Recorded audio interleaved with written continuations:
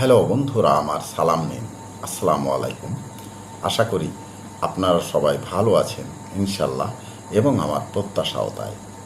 সেই সাথে আমার প্রীতি ও শুভেচ্ছা নিন। আজ এ পর্যায়ে যে বিষয়ে কথা বলবো তা হচ্ছে, জীবনে উন্নতি করতে হলে হিংসা, রাগ ও ভয় পরিহার করতে হবে। আর এগুলো মানুষের উন্নতির পথে বড় বাধা।